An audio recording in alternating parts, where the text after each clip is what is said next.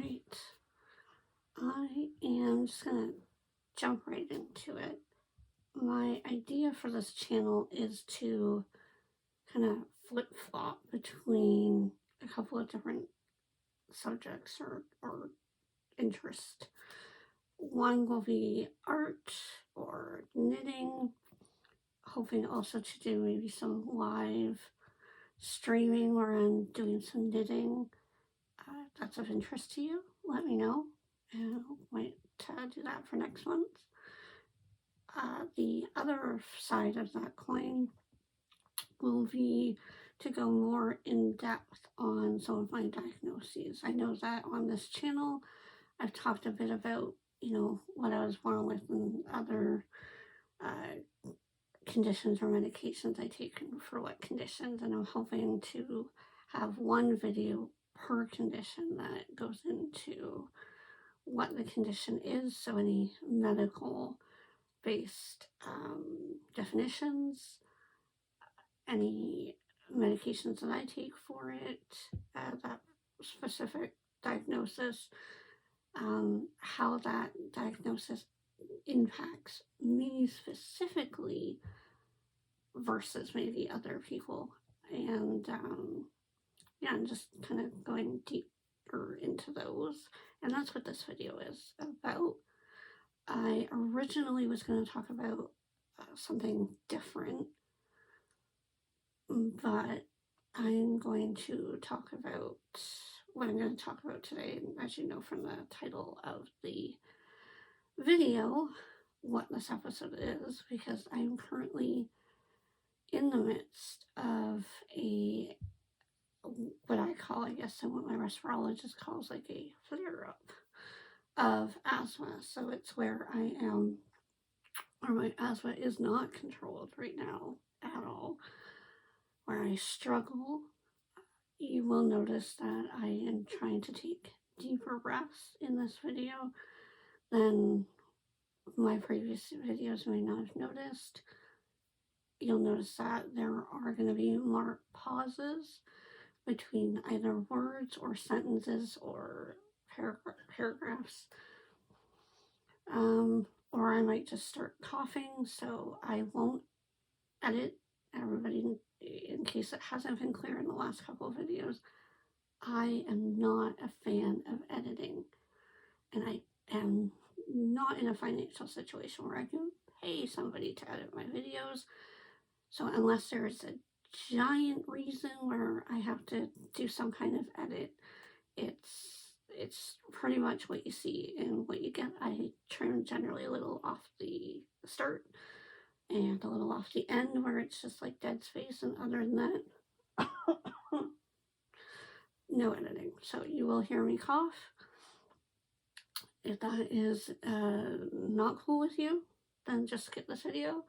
This video will also talk about medical concerns, including medications and stuff like that. Again, if that's not your cup of tea, I understand. No harm. It's not like my videos get a ton of views, so you won't miss yours. As with anything medically related on YouTube, I myself am not a doctor. Nothing about what I talk about is considered medical advice. If you have any concerns about your own lungs or medical issues, please consult your local primary care physician or hospital or wherever. I'm not giving you advice. I'm just here talking about my own experience with whatever the topic is for the video, and in this case, it is asthma. That is what we're talking about. I want to start with the clinical definition of asthma. This is coming from Asthma Canada. I will leave a link in the description to their page. So if you're Canadian, they are a great resource. If you haven't really checked them out, I would advise you to do so. I'm not, again, officially connected with them. I use their website to get information, just like you would. So if you or your child have been recently diagnosed and you're in Canada, this one's great. I believe there's probably a US site and or sites available in other countries and languages, so make yourself available. All right, so the definition. Asthma is a chronic inflammatory disease of the airways that causes symptoms like shortness of breath, yep, chest tightness, yep, coughing, yep, coughing and wheezing. Sorry, that's one thing. Asthma causes inflammation and narrowing of the bronchial tubes, which leads to limited airflow and difficulty breathing. It goes on, there's a couple paragraphs. And the last paragraph, or second to last paragraph technically, when people with asthma encounter triggers, the muscles react by tightening even more. The lining of the airway swell and the airway can fill up with mucus. This makes breathing very difficult and leads to asthma symptoms or asthma exacerbation, also known as an asthma attack. I will say that I have never gone to the hospital in need of treatment right this second. I'm sure there are times where I probably should have, but it's not something that I've actually done. There's never been a time where I couldn't breathe. Like it's been difficult and annoying, but I've been able to just tough it out and get past whatever hill I'm on. I didn't have asthma as a child, or if I did, it wasn't something that I was treated for or that was diagnosed. I was first encountering asthma as a young adult, or I think as a teenager, actually. I went to my family doctor, and I had the memory of a goldfish, so you'll probably notice I'm jumping around a bit or not remembering things because I just don't. I honestly don't remember why I ended up at the doctor with it. Obviously, it was because I couldn't breathe, or I was expressing some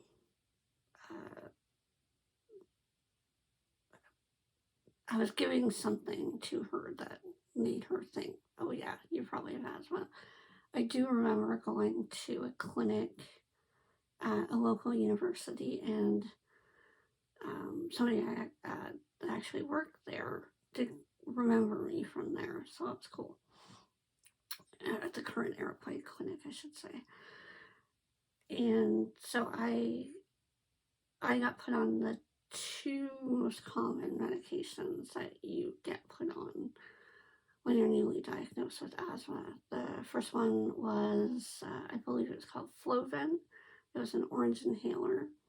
And the second one is, and that is a daily medication that you take, I believe it was twice a day. And the other one is what is considered a rescue inhaler. It's a blue one. I'm sure most people are familiar with it. And that one's called Ventolin.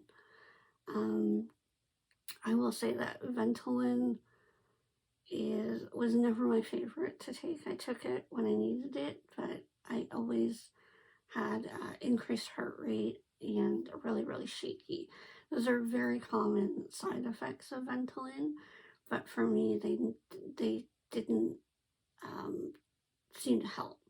So I was getting the side effects, but I didn't notice any relief in terms of not necessarily being able to breathe. And I think some of that was because the side effects were just so noticeable. So an increased heart rate, it felt like I wasn't getting the air that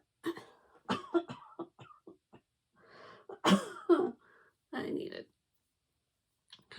And at some point and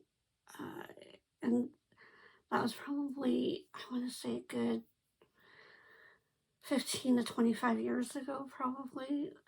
And I had those inhalers and I took them. And at some point I had one and said, this Flovent isn't doing it for me anymore. I'm not noticing that my asthma is controlled.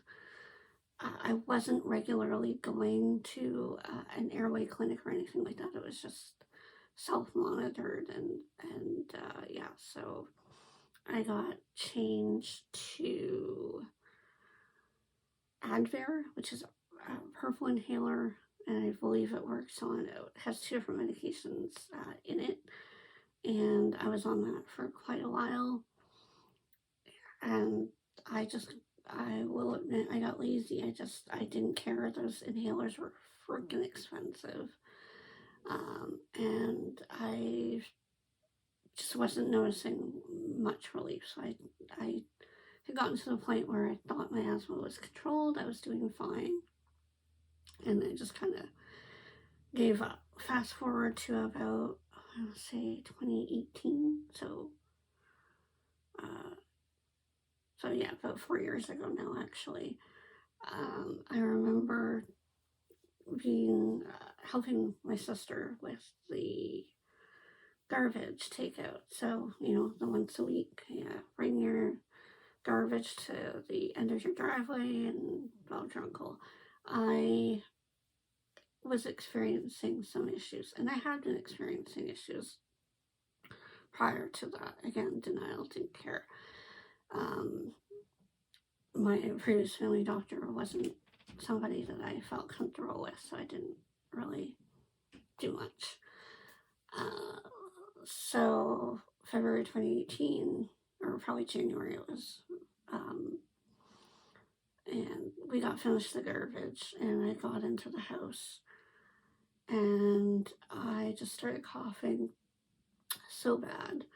And again, that wasn't the first time, but it definitely was a progression.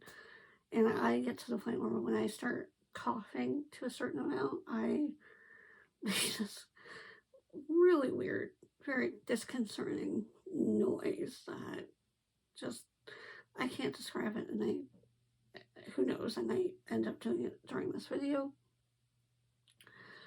But my sister looked at me, she's like, this can't continue, like, you need to get help. So I ended up making an appointment with a different doctor's office to get a new family doctor, and I expressed some of my concerns. I'm coughing while I'm moving. It doesn't take much, any exercise, and I'm winded, I'm coughing, I don't feel great. So she renewed my inhalers for me and said, I think it's important that we ensure that we seek a diagnosis and it's not something else, so let's get you in touch with the airway clinic. So I did. I believe I got to the airway clinic. So I saw her in February, so it was probably March that I got into the airway clinic fairly quickly. And I did what's called a spirometry test. And my anatomy, obviously, isn't conducive to medical norms. So machinery, stuff like that, that's one size fits all. It's one size doesn't fit penny. So I had gone to one hospital, and they didn't have the equipment required to be able to accommodate me. I ended up at the other local hospital, and they were able to accommodate me, and we jerry-rigged something that I don't have at this second, but yeah, I'm not gonna bother. It's a face mask, and it's got like little connections that go into the machine. And for the spirometry test, what's important is you take a great big deep breath, and then you blow it out as hard and as quickly as you can, and you go for as long as you can. When you do that, you're testing the capacity of your lungs, so your lung volume. Normal is between 80 and up, so 80 and 100%, 80, and that's considered you're 100% healthy human. You have no issues with your lungs. When I did it the first time, so again, that was without having taken medication for quite a while, my asthma completely not controlled. my capacity was, if I remember correctly, it was 56%. So that is not great. That's really not great for somebody who doesn't have any other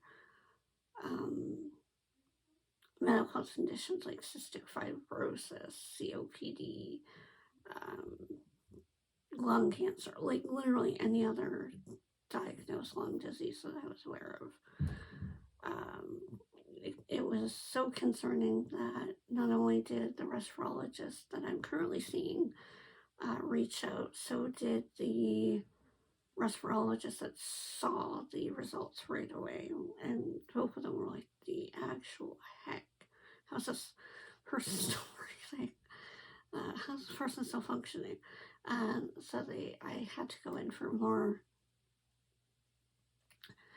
detailed lung volume lung tests called PFTs, or pulmonary function tests, and nothing unusual in terms of, there wasn't anything diagnostically relevant other than my lung volume and capacity, and everything that was supposed to be normal was just really reduced. But no, other than asthma, I didn't receive, and still haven't received, any other diagnoses. So at that point, the current respirologist I'm seeing put me on some new medication. So I got a pill and 2 new inhalers, a different rescue inhaler and a different daily inhaler. And I'm going to share those with you right now.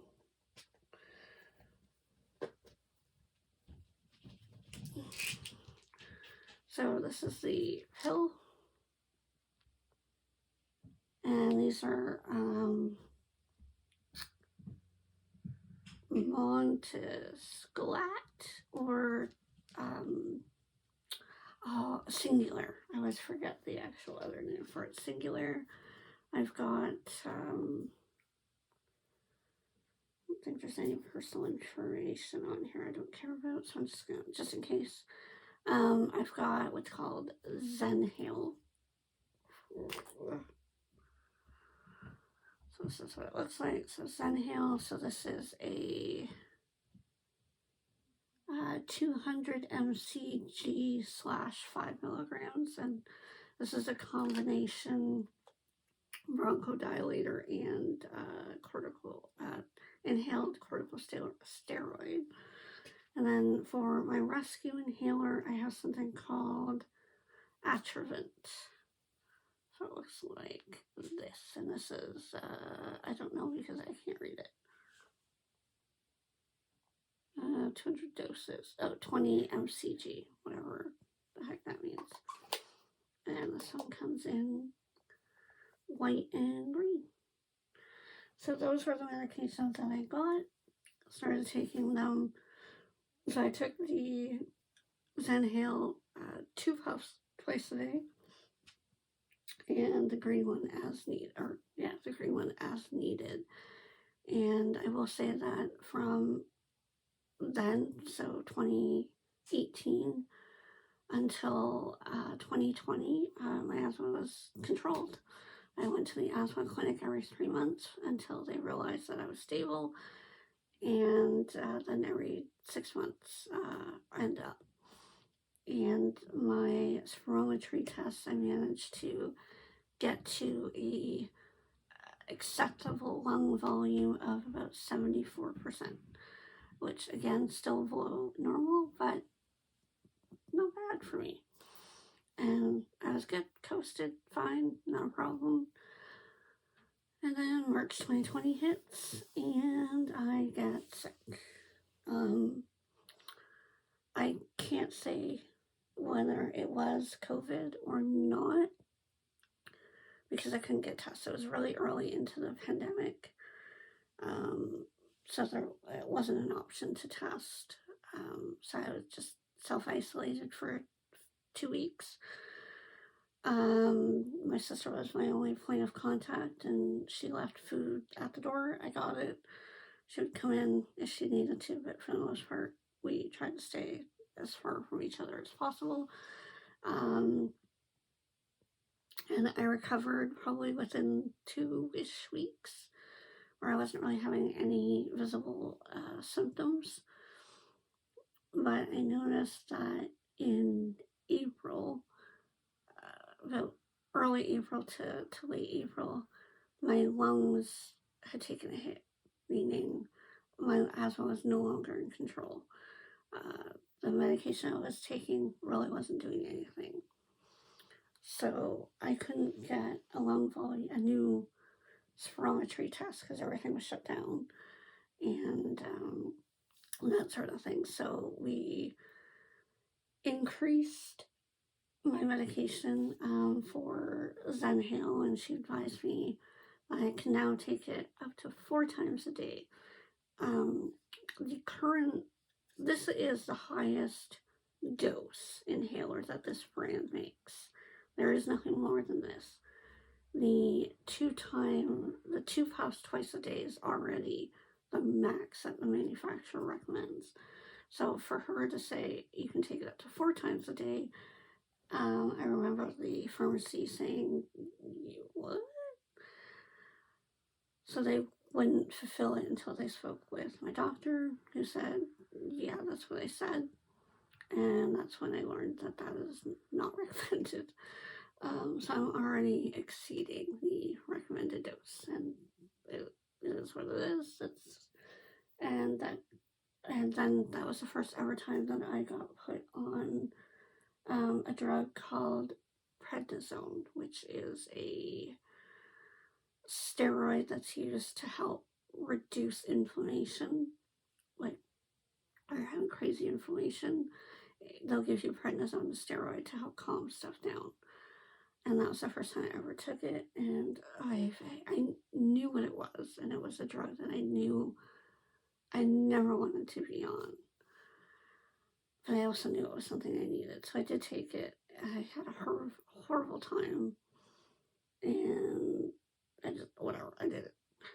And it seemed to help, so I got back to kind of a new normal, kind of worked it out, and it was fun. It was okay. I couldn't get into the airway clinic until 2021. And I believe it was August of 2021 was the first, August or September, was the first time back where I could do a spirometry test to test my lung volume. To say I wasn't surprised with the results would be an understatement. I went in knowing full well that whatever illness I had, because it didn't matter at that point, whatever illness I had, the damage was done. And even on more than the recommended doses of my inhalers, and being religious with them and trying really hard not to forget or skip any, my lung volume came in at 46%, which is lower than my previously worst number. And that was really scary and not surprising. So the decision was made to try another course of prednisone, have me see an allergist, and add another medication to my daily repertoire. And that is this.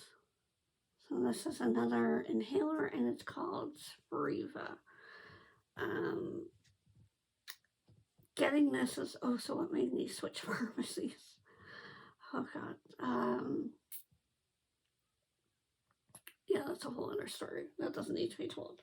Anywho, so I got that medication. I started the second round of prednisone, and I was better managed. So that I went back to the airway clinic 3 months later, or 2 months, 2 or 3 months later, and I was back up into the 50s or 60s with my lung volume. So still below my best, but it had improved since the scary number. So we were in the right trajectory. And then we made another appointment for this coming February, or not this month, so the 28th. And I had then talked to an allergist who was concerned about some of the symptoms I was having, including my sinuses and stuff like that. So she put me on yet another course of prednisone, which was the worst one, because she put me on the absolute highest dose you could go, which was like 50 milligrams. And I thought I was gonna just, oh God, it was the worst ever. My heart rate just never came down from like below 70. And it was the longest 10 days of my life. And I lost a lot of work that week. But whatever, I finished it good. I had the allergy test, no known allergies in terms of the most common things that they test for. She didn't seem to care about testing anything different. So that was it. And she got me a referral to a gastroenterologist because of my, I've had some trouble swallowing. So that's a whole other thing. And I will say that my current issue is from probably a week or two ago. I just noticed that as what happens with me when I have an episode where my asthma is in the tanker, or my lungs are in the tanker, my asthma's flying high and like, hi, I'm here. It was gradual. I just noticed that my chest was more tight. That anytime that I moved, I was like, oh my God. My blood oxygen levels, I have an iWatch, so I do check my O2 levels frequently, and I have a pulse oximeter as well that I use. And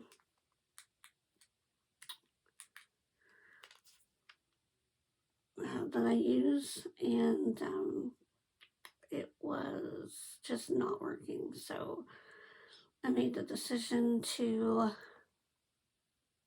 I'm at 96. Made a decision to call my lung doctor and request another round of prednisone, which for me, I know it's bad, but I will willingly take that godforsaken drug because it wreaks the worst havoc on my stomach and my body. She gives me a slightly lower dose, so I just usually take it for a little bit longer, and that definitely helps. But even that, the first day or two taking it, I feel so horrible. But I'm hoping it does the trick, because my appointment with the Airway Clinic that was for the 28th has been canceled because of provincial guidelines and them easing restrictions. The first thing that they did before that was cancel the ability to get testing if you felt like you needed it. So now it's very limited in terms of the PCR tests. And now there's only certain places that can do it. And they decided to take over the Airway Clinic at the local hospital. So I learned that that's been a thing since the end of last year. And there's no known ETA as to when that will get fixed. So I will not know what my new or what my current lung volume is. I can guarantee you if it was tested today, it would probably be in the 40s, probably low 40s. For me, sometimes with asthma, my O2 levels are generally like normal. For me, my normal is anywhere between 95 and 99%. I rarely get to 100% blood oxygen. When I'm in a flare-up, it just means that my normal will go from the low 80s to 98 even. Like I'm at 98 right now. But it means that I'll have frequent dips of lower than that. So in the 70s or in 80s. And that's where I am right now. So what does all this mean is nothing. I use the thing I've shown before as well as I use an aero chamber to help me take my asthma inhalers. I did get another inhaler that I did use for a brief period of time that I may ask my lung doctor again if it's something that I should take up, because I'm noticing the other ones are not doing the trick for me right now. But otherwise, it's just managing. There's no known cure for asthma. You just take your medication and you manage the symptoms, and you have an asthma plan, which I guess I kind of do, but I don't really follow a plan. And I see my respirologist and my respiratory therapist on a regular basis because my lungs are needing to be monitored. I would say of all the conditions that I have, it is the one that impacts my life the most. So when we talk about quality of life or impacts of life, it is the one that has me taking the most medication, has me having the most doctor's appointments, has me having the limited range of motion in terms of walking and exercise. I can't do strenuous exercise anymore because I get so winded and out of breath. And sometimes even going for walks. So I think the start of this was late last month. I went for a walk with my sister, and on our way back, I was like, I gotta sit. Like, I can't continue. Like, I needed to take a good 5-minute breather before I could continue. I will also say that this generally also impacts my voice. So I know my voice right now is more raspy. So I hope none of this is inaudible. I won't know because I ain't listening to it. So if it is, please let me know, and I will try to transcribe some captions if there are not, because it should be auto-captioned. But if not, I will try to caption it myself, or it will make it so that I don't have a voice. So that was me yesterday. So I've been wanting to film this for a few days, again, on a complete different subject. And I couldn't because I couldn't talk. So, yeah, that is where we are today. I am struggling. I am frustrated. The other thing with asthma is that it makes you exhausted. That's on top of my already exhausted demeanor. I'm more exhausted, but I still have to work. I still need to do what I need to do. I end up just pushing myself way too hard, and we'll see where that gets me. But I hope this video was helpful in understanding asthma a little bit more and how it impacts me. Again, everybody's asthma is different. Everybody's lungs are different. So a lot of people I know who have had asthma have had to go to the hospital for nebulized treatments and stuff like that. And that's not something I've ever had to do. But I feel like I've had a lot more attacks that are probably not quite like, oh my god, you need to go to the hospital, but just like one step below that than other people that I know who have had asthma. They're either controlled and okay, or they're in the hospital because they're like, oh my god, And mine's just been like kind of controlled, not kind of controlled. So I guess that's my experience. But like I said, I hope that you enjoyed this video, that you hopefully may have learned something. I'm happy to answer any questions, so feel free to ask any questions in the comments below. If you have asthma, let me know what your experiences are and how they differ.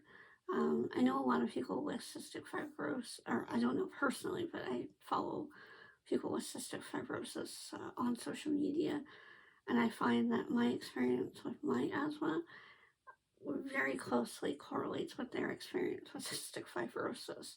And I'm not saying that I have cystic fibrosis. I don't, because that's something that you're born with, and it's not something that can develop or that you'll acquire later in life. So, but like the lung volume, doing PFTs, medication, and stuff like that, very closely. I find I really relate to quite a few people with cystic fibrosis. So it's really weird. But yeah, please let me know what you think of this video, what your experience with asthma is, if at all, or if you have any questions. And I will see you, next month for a crafting and or knitting video. And until then, I hope you have a wonderful month ahead and that the weather is treating you kindly.